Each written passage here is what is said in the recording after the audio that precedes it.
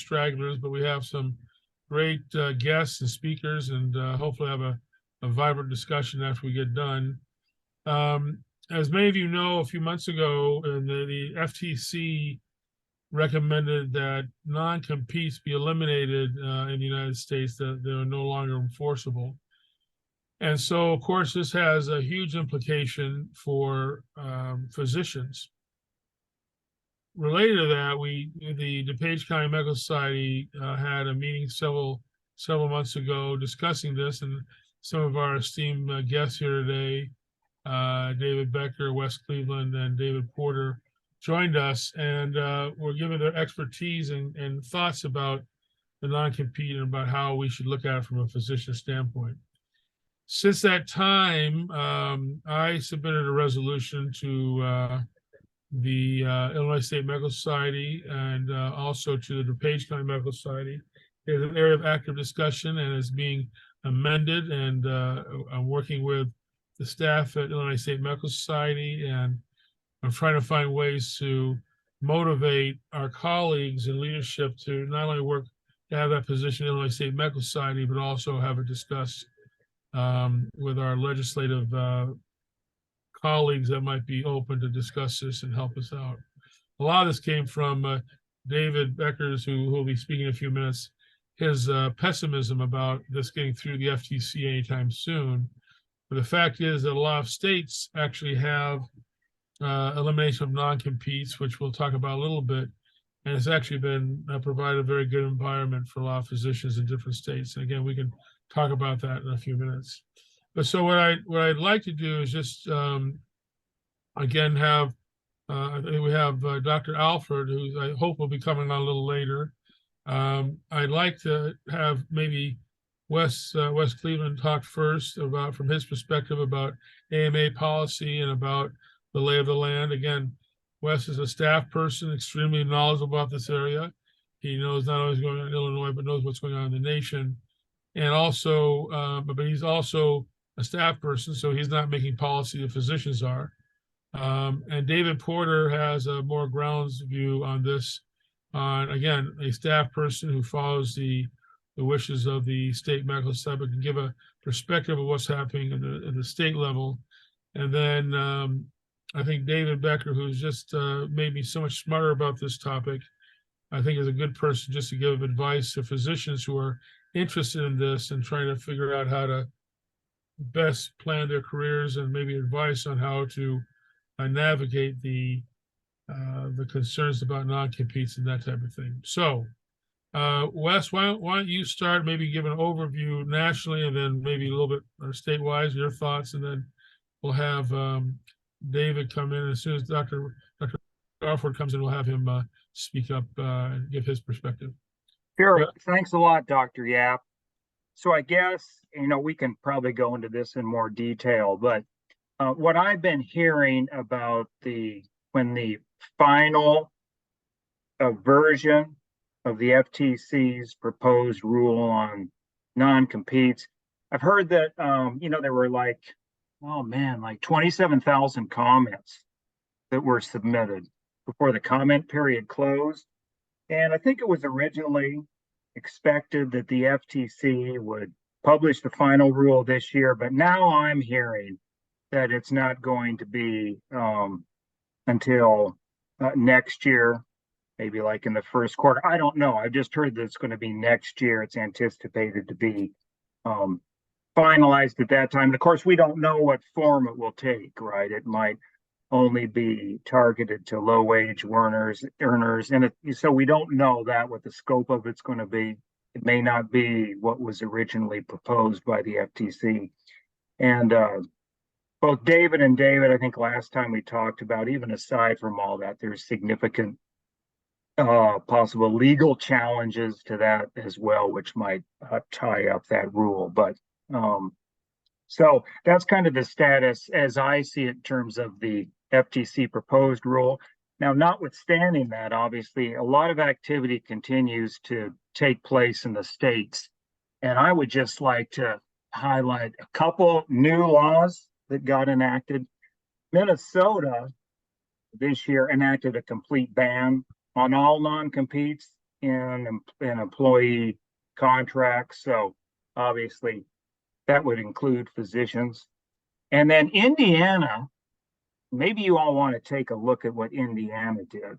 I remember Indiana, when it was thinking, the State Medical Association was thinking about doing a non-compete law. They said, well, are there any laws out there that apply specifically to physician specialties? And I said, no. Well, they enacted one. I think originally they wanted an entire ban, but they negotiated back from that. I think they had to. But for non-competes entered into by primary care physicians, the first time around, not before then, entered into by primary care physicians starting July 1st, 2023, there cannot be a non-compete in an employment agreement involving a primary care physician. That includes pediatricians, internal medicine, and family medicine. So that's a carve out. And it also has another provision that says, with regard to specialty contracts with other specialists, employment agreements with other specialists, they're not enforceable if the physician has to terminate for cause, or if the hospital or the other employer terminates without cause. So those kinds of provisions are, I'm not sure what David Becker, David number two, what he advises his clients, like a best standard, but those kinds of limits on circumstances in which a non-compete can be enforced in terms of termination, that's kind of a best practice that we recommend. So we've seen a lot of other bills that were introduced, obviously, last year. One that was really interesting too, it didn't become a law, but y'all could take a look at it if you want to. Oh, and by the way, the Indiana law also has an extensive arbitration process that's described in there in terms of determining the reasonableness of a buyout. And one other thing I want to highlight about Minnesota is that that law contains a provision that limits an employer's ability to change the law under which the agreement is governed. Because just in case you may have, you may sign an agreement in Minnesota, but that doesn't necessarily mean that the state of Minnesota's law is going to apply to that agreement. Sometimes they've got a choice of law provision in there. This addresses that and limits that. Okay. So the last thing I want to say is, if you're looking at various models, one that is really interesting is a Texas bill that almost made it to the governor. I think it passed, at least passed one chamber, but it had movement. One thing I really liked about that bill is it's the only bill that I saw last year that actually defined what a reasonable buyout was. And the reasonable buyout was a year of the physician's salary. So that's another thing y'all could take a look at. So regardless of what happens on the federal level, we're going to see increased activity in this area. And, I think now we have maybe 20, maybe 31 states that address physician non-competes, either specifically or just in a general term that would fold physicians in. We're going to keep seeing a lot more of that, I expect. So the other big states, I think Massachusetts, California, they have non-competes specifically for physicians, as New Hampshire does. That's right. Rhode Island and South Dakota. So I'm sure David will talk about this also, but we have not gotten this done in Illinois yet, and they're still enforceable from what I understand. But I want David to give more insight on that. But there is and I'll maybe David Porter could talk about it as well. There's been a clear for physicians. I think Becker reported almost 90% of physicians favor eliminating non-competes. And again, David can speak to this. I think when my resolution came up about eliminating non-competes, there's over 60% support elimination of non-competes in Illinois among the Illinois State Medical Society.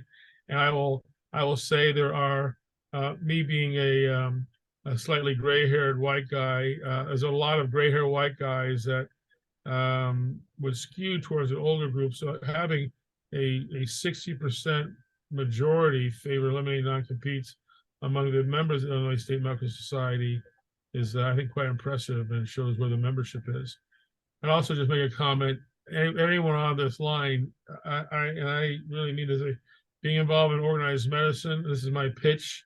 If you guys want to have a voice in what's going on and how it affects your practice, being involved in the Page County Medical Society, but especially in Illinois State Medical Society, becoming a member, it is very easy for a simple member like myself, to make proposals, and it's a pathway. If you want to be involved with leadership, I strongly encourage you to look to membership in organized medicine. The AMA, Illinois State Medical Society, the Page County Medical Society. These are outstanding organizations, and they are probably the most powerful voices that we have in affecting policy that affects physicians. So that's my pitch and commercial for all of us. So David, you want to talk about maybe a little bit what the status is right now in Illinois? Sure. And then maybe you can also talk a little bit about how people can influence how Illinois State Medical Society goes on this topic. Absolutely. Thank you. First of all, thank you, Dr. Yap, for inviting us here. As you can imagine, the State Medical Society has been talking about this issue for a number of years. We've had different debates and discussions about that. There's been a handful of resolutions on this. We did adopt a policy several years ago where the State Medical Society opposes non-compete clauses in hospital contracts, physician employment contracts with hospitals. We've had other physicians introduce resolutions to try to move that further. No surprise to anybody that you have doctors on both sides of it. It's like we're also debating the whole concept of physician aid in dying right now, and you have a lot of physicians who are either vehemently opposed to that or supportive of that. So that all gets sort of thrashed out in our policymaking process. And Dr. Yap's resolution was first considered by our medical legal counsel, I think, back in June, and they couldn't come to an opinion on it, so they pushed that back. And then they met last week to discuss it again. And before that meeting, Dr. Yap had asked me if it was feasible to modify his resolution to only specifically focus on opposition to these clauses in contracts with private equity owned entities. And I passed that along to the council, but it was sort of last minute, so they didn't really want to dive into that. They wanted to maybe have a separate conversation specifically about that element of these employment contracts. So Dr. Yap's resolution is going to the board on Saturday with a not adopt recommendation. I don't know what the board's going to do. Whatever the board does, the membership of the Illinois State Medical Society can come to our annual meeting in April and extract that item, that board decision, whatever the board decision is, and then have a full debate again at our annual meeting about that. So there is a way for the membership to get involved. We expect a lot of people to show up about the resolution around, like I mentioned, physician aid in dying. And this is another one that could draw a lot of physicians and residents to our annual meeting, hopefully, to have a robust debate about our policy on that.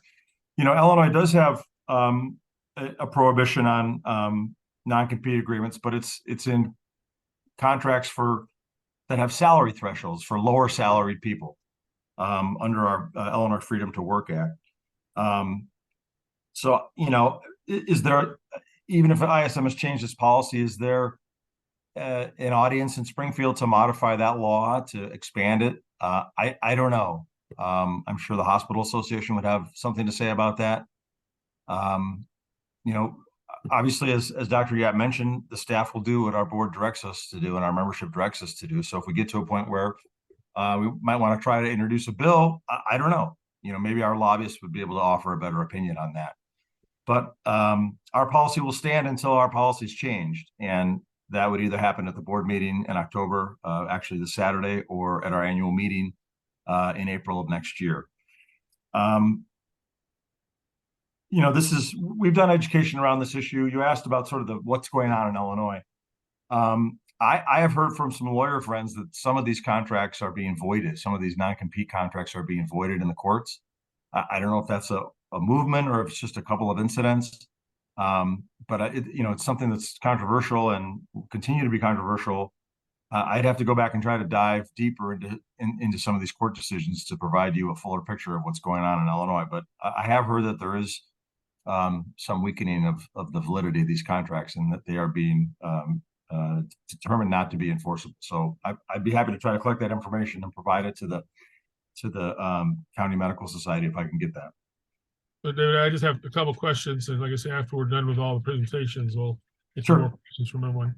The first question is, anyone that is a member of the Illinois State Medical Society can participate and voice their opinions on our meetings coming up soon about their opinion and position on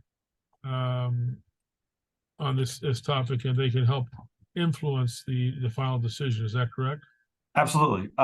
You had mentioned the 60% support. Every resolution that gets submitted to the Illinois State Medical Society gets assigned to one of our councils, and then we do a survey of all of our members. And we have a pretty steady feedback, percentage of people that respond. It's not super high, but people obviously respond. They see something and they respond to it if they have a feeling about it. So you're right. 60% of the people that responded to the survey on your resolution were supportive of abolishing non-competes across the spectrum. Now, I haven't done analysis of who those people are or whether they're young physicians or old physicians or what have you. But that is one way for the council to get additional information to help inform the decisions that they make or the recommendations they make.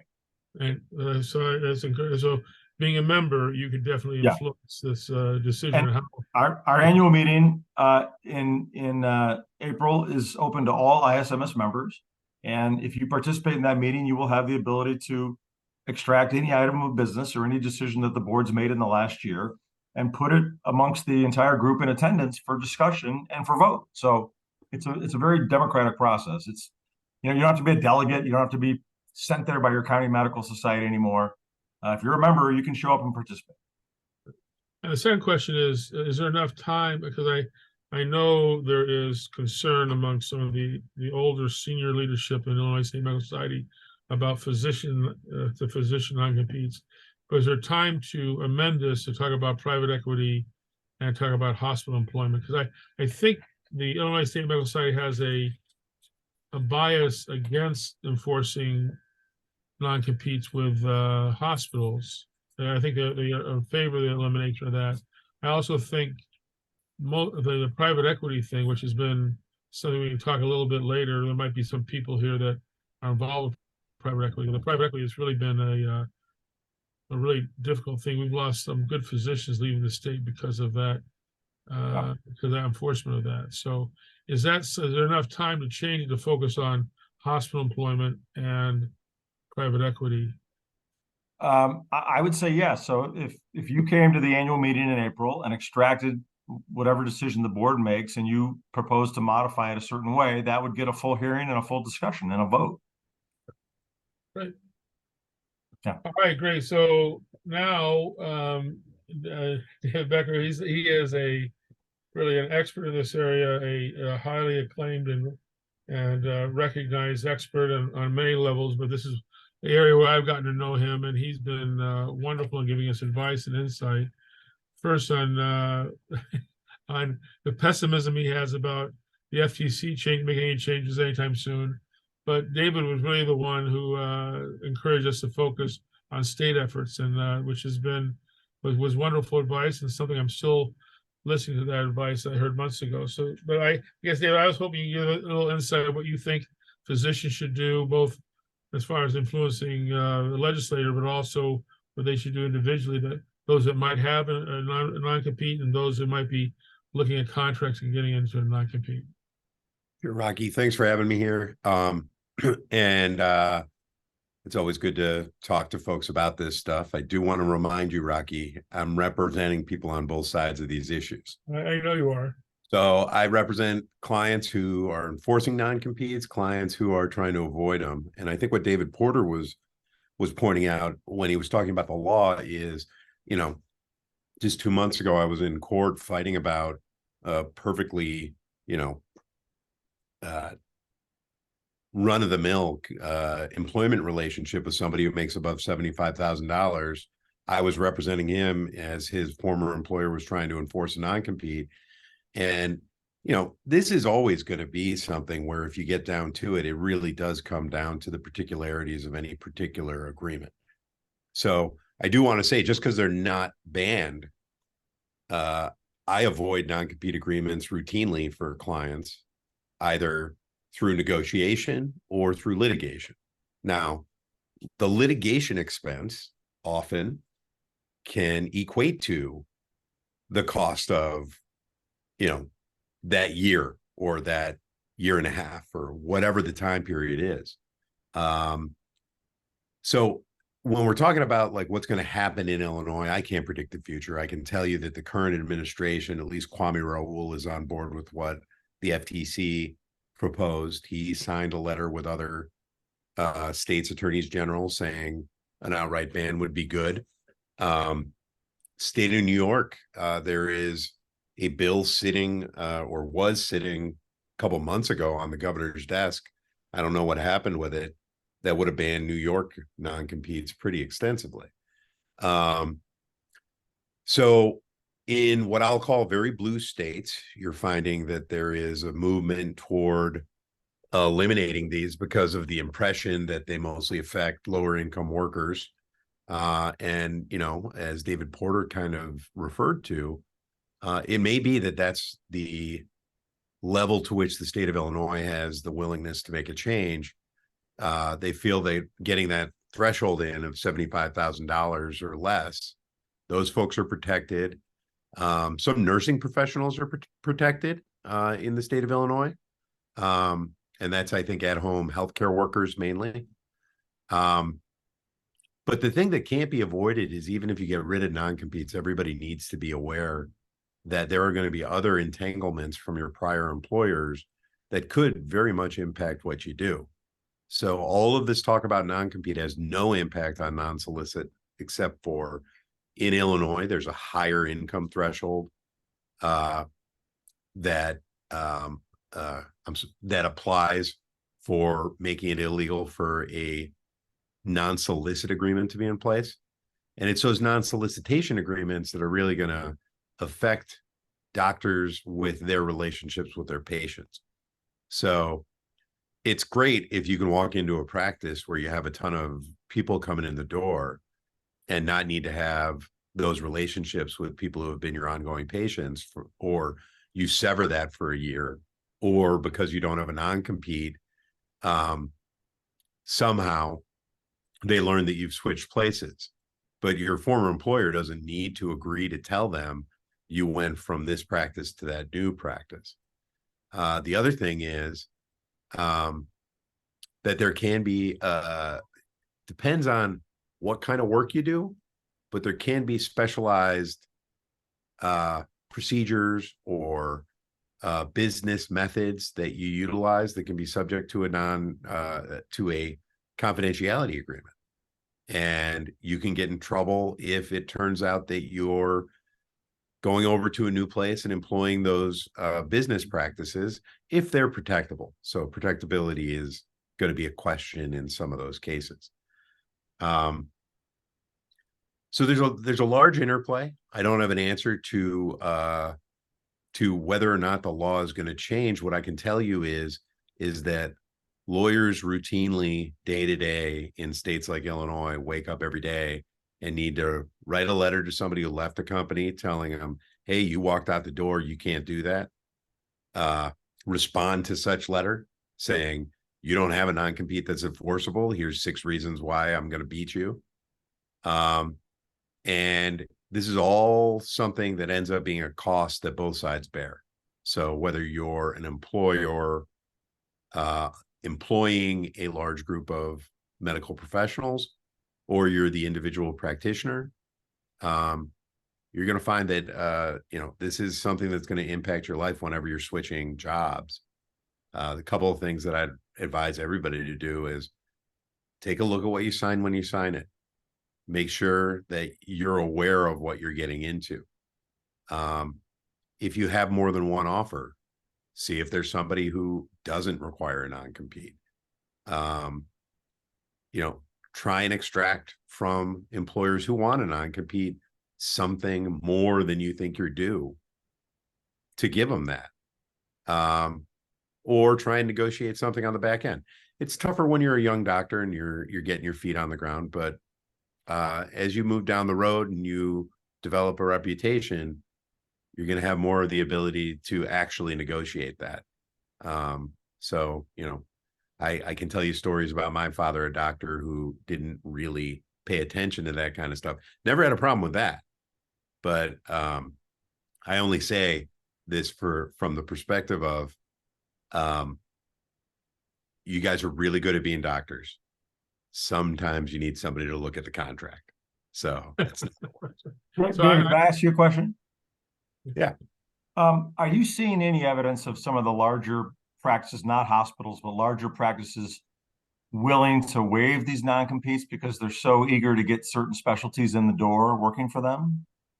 I don't have anything. I have more hospital experience. Okay. What I have seen is people with good relationships with hospitals find that the hospitals give a little flexibility, particularly if it's an amicable breakup. Yeah. You know, I think there's some hesitance to find out that all of a sudden, you know, these are public filings when there's litigation.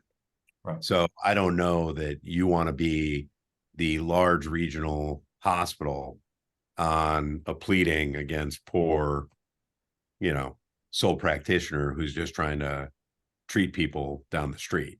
Try to help people. So on the outside, on the exit, I found some flexibility. Yeah. Coming in, it really all depends on your market power. You know, I think I would just say from my perspective, so first of all, David, you bring up some good questions. You know, a lot of doctors hear different things. So, oh, this is not non-competes are not enforceable. Oh, yeah, they are enforceable. Or sometimes they are, sometimes they're not. It sounds like if you're in a situation where you want to get out and still practice in the area, they may not be enforceable. They need someone like you to say what your chances are of getting out of it. well, in general, you know, it starts out with you're not going to get a satisfying answer. You're not going to get they are enforceable, they are not. What you're going to get is the traditional lawyer answer of it depends. It depends on what that clause says. It depends on how motivated that practice is to keep you from competing. It depends on, are you trying to do it yourself? Do you have a lawyer? Do you have a lawyer who's done this before? Do you have a lawyer who's just a jerk? You know, so all these things create an it depends scenario. And all I can tell you is a well-drafted agreement from the perspective of any employer, whether it be a hospital, whether it be a private company, whatever, is going to have some ability to be enforced at some level. And what you're really looking for is holes or a way out for everybody, because, you know, I have become very enamored of the Massachusetts model, which is, yeah, you can have a non-compete, but it's got to include what's called garden leave, meaning I got to pay you to sit on the sideline. So look, if I can get paid for a year to sit on my butt and then move on to the other company, I'm kind of okay with that. But you know, my former employer or practice might say, you know what, it's not worth it for me to pay you. Just go ahead. Right. But that's also, again, that's when you get to looking at the non-solicit confidentiality agreements. Are there things in your agreement that required you to assign rights to intellectual property you created when you were in that employment relationship? These are all things that I would put in any contract I would put together for a client of mine who's an employer, and all things that I would be watching for for anybody going into a new employment relationship and looking at in the agreement that they're evaluating. So I'm just curious, you talk about the non-solicitation agreements. Is that, so in the states where they're in a situation where there isn't a non-compete, but there is a non-solicitation agreement, like for instance, years ago, I left a practice that I found very unfavorable. But there was, the non-compete was not as much of a factor, but he was very threatening about the non-solicitation. The problem was he told no one where I went to, but I was well known enough among physicians in the area. They referred they knew how to get a hold of me. So he said I was soliciting. He finally did nothing, but could he have possibly made an argument that I was, even though I was not, that patients were finding me and coming? Is That's when you get into the how big a deal is it? So Right. I've had cases where we've had to fight on the non-solicit point. And usually what happens is my preference and the way that I would do it, because I am an ethical lawyer, is that I ensure I have at least one piece of evidence that I can say, this guy reached out to that person, or here's this email that I can't read any other way but to say, this is you reaching out. And usually it's something stupid, like a blast email to every one of their customers saying, hey, I no longer work at Jim's. Now I'm over at Bob's. Is that a solicitation? I think some courts would say yes. Some would say no. Yeah. Did you ask them to come work at the place? So then you start getting into the argument of what is solicitation. And unfortunately, Rocky, that's another one that it depends. Yeah. I mean, I think it was interesting because I had a very very good lawyer. It was very good for me when I did break up, and he was a little bit intimidating, like I'm sure you can be when you need to for your client. But he really made the thing go away, because he just said there's he essentially, my lawyer made an argument that he fired me without cause, and that made his non-compete less enforceable. Again, that's what he's doing for me. I'm just telling you, it worked. So I'm not gonna. And by the way, that was a few years ago, so I'm not too worried. And it also depends on what the contract said. The contract could add language that said that. You know, a lot of contracts will say termination of employment for any reason. So they can fire without cause. So without cause, with cause, any reason. Like even if you quit, even if you are fired for cause, for no cause, fired in a reduction in force. Right. I mean, how terrible is that? That's awful. We don't want you because we can't afford to keep you, but we won't let you go work somewhere else. Right. Right. Does this happen in law firms and let's talk about other non. This is Rocky's favorite point. It's a professional violation to have a non-compete apply to a lawyer. What about top accounting firms? I love that. Lawyers totally works for accounting firms, brokers of any kind. You know, I mean, the biggest brokerage is probably the biggest, and I'm not talking just commercial like stock brokerage. I'm talking brokering real estate, anybody who sells stuff as their business, in particular insurance brokers. Yeah, those folks, they go from they take groups and they leave, they peel off in a pile, and they have such a big book of business that the fight is totally worth doing. Right. So I'm just Wes, I want you to go back to you and just maybe one more time. Your prediction is, and I think David said David Becker's pessimistic about this. You think a national law is years away, or you think? Before you say what you put in the mouth, I'm pessimistic. No, I am certain it will not stay, even if it gets passed. Okay. So if the rule is adopted, as soon as there is a Republican president, it will be reversed. But it will take almost that full term. So you'll have about 6 years. Even if it got adopted. So sorry to step on that. Go ahead, Wes. But really then the real fight is state by state. Oh yeah, I absolutely agree. So I just say a couple things is, yeah, and even if you don't get a Republican administration, I think, based on a prior Supreme Court case that would, it had similar questions in terms of an agency's authority to promulgate the rule that it did. The challenge to that particular rule is from the EPA. I can't remember if it was a state EPA. I think maybe it was a state or federal. I can't remember. I think it was a state EPA. That was tied up for 3 years.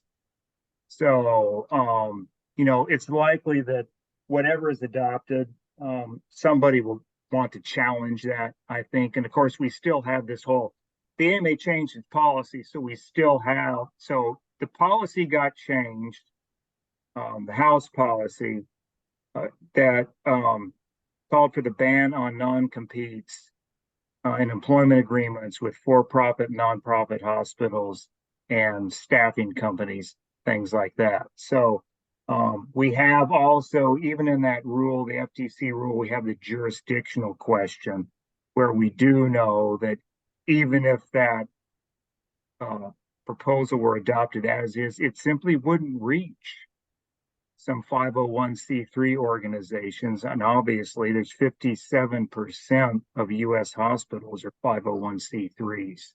So that's going to be problematic. So from a national level, so I'll ask the three of you, or maybe take it one at a time. If the it seems like this is more of a democratic, positive environment, would be more in favor of getting rid of non-competes in general. Wouldn't you say Illinois is a state that would be, highly a good chance that this gets through? I mean, I go maybe Wes, David, and then David Becker the last. It just seems like we should be able to find allies who want to do this. So Wes, you want to comment on that? I think I gotta, y'all, David, you and David Porter, you and the other David, know more about the local politics of Illinois. So I would defer to y'all. I would just say that there are a number of different ways to deal with this situation on the state level that, we have resources that discuss these. There's opportunities to be creative. I guess that's the only thing I would say based on, states serving as the laboratories of experimentation. And this is a perfect example of that. Order? I would say on paper, yes. You may have noticed, Dr. Yap, there's a couple questions in the chat of the Q&A function here. Those next, right after this. Yeah. And Dr. Wilson asked about where the Illinois Hospital Association would be on this issue, for example. I would assume they'd be opposed to getting rid of non-compete clauses, but I don't know that. I've never talked to them about this. The fact that Kwame Raoul, our Attorney General, is supportive is positive, I think. I think he's a rising star. He's going to be around for a while. He's got increasing influence in the state. So, I mean, that's definitely a positive influence. David Becker? Yeah, so I actually think what you're going to find is that I think the state of Illinois has used its powder on this. I think the ability of the state to get up the legislative gumption to do something, having already passed the law that it did, would be very surprising to me. I will also say that I think it's far more likely, well, this is actually a separate point. I cannot stress enough that every lawyer like me is out there saying the day that the non-compete is pulled out, I am going to be working on revising confidentiality agreements, revising non-solicit agreements to make it as much as possible mimic what that non-compete did for my employer clients. So we have a couple questions. Lanny Wilson, who's part of has been a tremendous leader in both the Page County Medical Society and the state, has some questions. Lanny, do you want to get on? Can we Kate, can we get him the ability to ask these questions live if we haven't answered all of them? Lanny? I don't know if he has the ability to speak. Okay. No, he doesn't. I'm sorry. Okay, so I'll read Lanny's question. So well, first one was to David Becker. Can all physicians in Illinois create contracts from beginning which avoid non-compete clause? I think you lean towards that's all in the contract negotiation, correct? Yeah, I mean, what it all depends on market power. You know, whether how big is the practice you're going to? How thoroughly are they entrenched in their forms? Are they negotiating each new hire's situation? It's very unusual once you have one in that you're going to let somebody not have it while everybody else at the practice does. That said, it's always an issue of contract. So you don't have to sign anything you don't want. So that's another question towards you again, David. The Illinois Trial Lawyers Association for or against non-compete agreements, or do they take a position on it at all? I saw this question when somebody mentioned. I'm looking to see if they have a position on it. I'm not seeing one. It would actually seem to me probably out of character to take a position on this point because you know, their position is going to be, well, on both sides. There'll be lawyers on both sides, right? yeah. And the last one, the Illinois Hospital Association for or against non-compete agreements. So I guess the question would be, maybe just expand Lanny's question. Who would be our allies and who would be our adversaries if we can, again, David Porter, I'll talk to you about maybe modifying this so it becomes more acceptable for our state, our medical state society. But who would be our adversaries and who would be our allies in trying to get something like this through? David Porter, you want to? Obviously, the Attorney General would be an ally. And you know, the Hospital Association is a big bellwether. I think we'd have to further determine where they are, but my assumption is that they would be opposed to banning non-competes because they use them on the regular. So, but we've never engaged them on that issue. So I'm not exactly sure where they are. And has the state society, because they have some positions on this, but not nearly as aggressive as my proposal has been, has the state society used its influence as state legislator to try to help formulate that? Have they had success in this area? We have not. I'd have to talk to our lobbyist, Aaron O'Brien, but I don't believe that we've engaged in the recent past on this issue at all. And that's due to our position. I mean, people know where we stand on, you know, banning non-competes with hospital contracts, but we haven't really been faced with a bill that would require us to sort of wade into this yet. I'm very curious about the Indiana model that Wes was talking about. You know, the states are laboratories for experimentation, and I'm curious about all those things that Wes was talking about. I'm not sure the Minnesota thing is possible in Illinois in the near term, but maybe there's a different way to come at this. Wes, any comment? Oh, we can make it, you know, David, we have a whole 70-page analysis and comparative analysis of all the state laws. And I've updated that to include Minnesota, but especially Indiana. So I'd be glad to send that over to you. That would be great. Take a look at it. I would have to think that if you guys are looking at folks who are going to be on the side of eliminating non-competes, I can't imagine any union wants non-competes. Right. Yeah.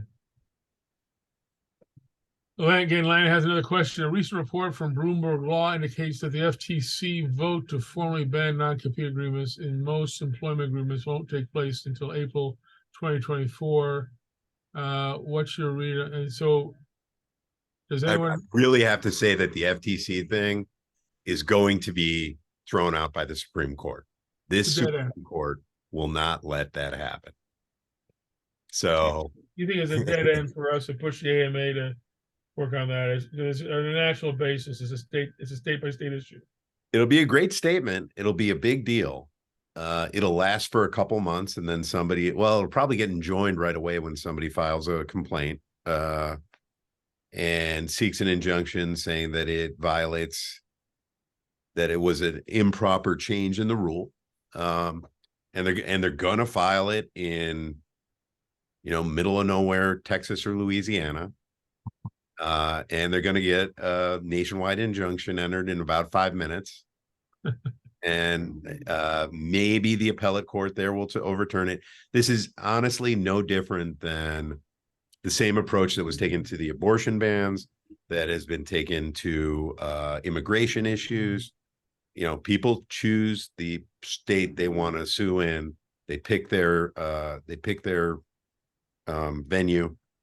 They get the ruling they want, and nothing really happens until it gets further down the line. So I have a question from Peggy. I missed the beginning. What is the Indiana and Minnesota you refer to? So can you just repeat that for Peggy? Wes? Yeah, Peggy. Okay, so Minnesota just bans non-competes across the board in all employee contracts. I think the one thing that I wanted to, now it doesn't ban non-solicitation provisions. In fact, most state non-compete laws do not address that issue, or they explicitly permit that. So that kind of goes back to what y'all have been talking about in terms of non-solicitation clauses. But okay, so the other thing I want to say again about Minnesota is it does have a restriction on the choice of law that can be incorporated in contracts and employment agreements in Minnesota, so that the rights aren't waived by the physician or anyone else who's entering into the employment agreement. So now with regard to Indiana, okay, so for agreements with primary care physicians starting July 1st, 2023, okay, non-compete clauses are banned, again, for primary care physicians defined as pediatricians, internal medicine, and family medicine. Okay, so maybe that'll be built out in the future, okay, to include more specialties, possibly. I'm not sure. I haven't talked to ISMA staff in a while about that, but that's the first of its kind out there that addresses particular specialties.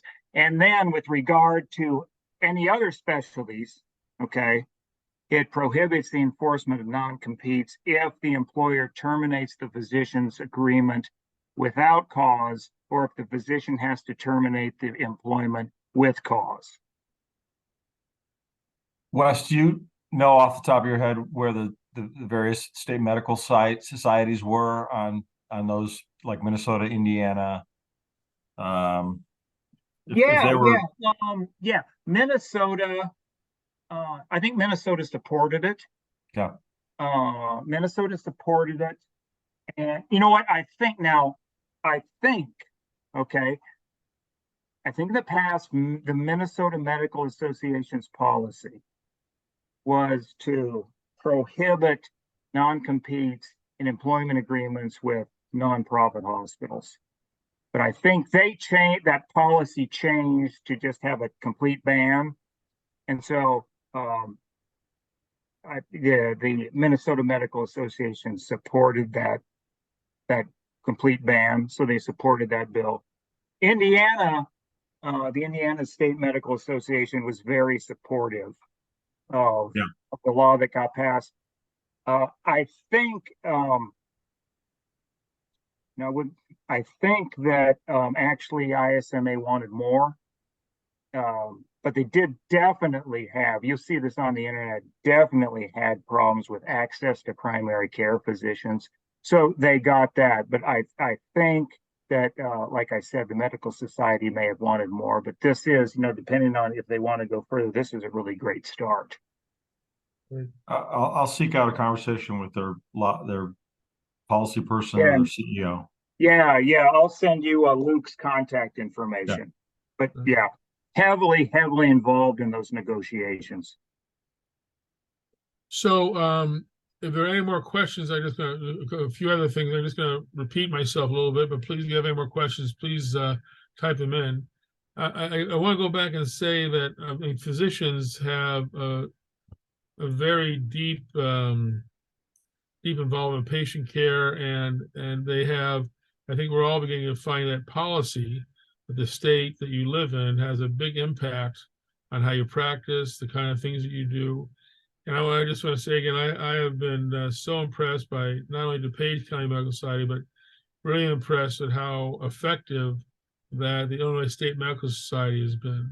And the other thing I will be very impressed with is that they've made it that any physician who's a member can be an active participation, use their leadership skills to help guide the state policy and county policy in ways that I think are so important. I really encourage everyone who's listening here that you should join. If you have joined, please encourage your colleagues to join. This is really a way that we can, that you can have a voice in policies that directly affect your practice and more importantly, affect your patients.